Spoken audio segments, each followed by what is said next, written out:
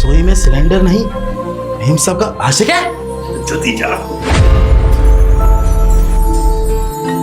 महक, मुझे gas leak होने की स्मेल आ रही है, एक बार हटना जरा, सिलेंडर चेक करता हूँ।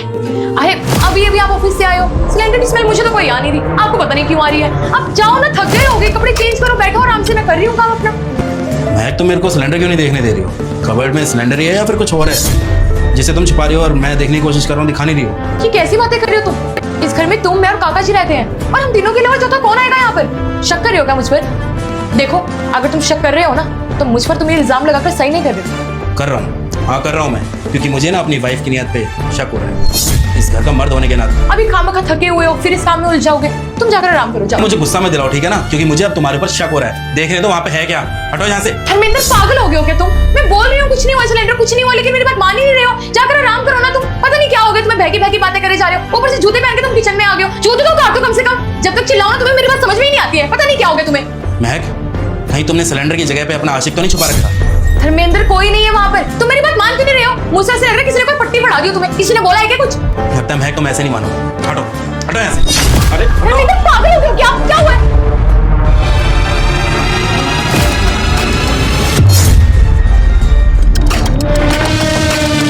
धर्मेंद्र, धर्मेंद्र, धर्मेंद्र, छोड़ो इसे, क्या कर रहे हो तुम? धर्मेंद्र, तुम पागल हो गए हो क्या? कहाँ लेके जा रहे हो सुशाल को तुम? वाह सुशाल, हाँ नाम भी पता है।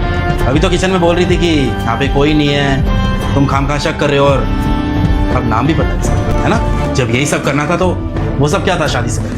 हाँ चलो छोड़ो ये सब, शादी तो हो गई थी ना हमारी, अब कौन सी वजह रह गई थी जो तुमने मुझे चीट किया? क्यों अफेयर रखा बाहर? Shut up!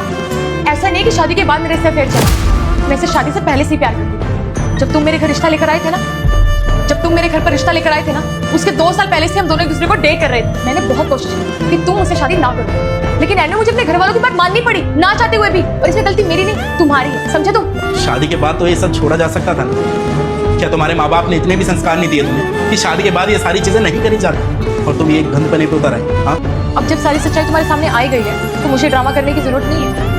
मुझे भी पता है, और इससे पता है, तुम्हें पता चल ही गया कि मैं सुशाल से कितना प्यार करती हूँ। तो अब मैं इससे रोज मिलाऊंगी, और तुम मुझे रोक नहीं सकते। और अगर तुमने मुझे रोकने की कोशिश की, अगर तू चाहता है 2026 तेरा अच्छा जाए, तो इस वीडियो को लाइक करके चैनल को सब्सक्राइब कर देना, और जाते जाते मेरे बेटे कमेंट बॉक्स में जय माता दी लिख देना। तुम अपने राइट्स यूज करो।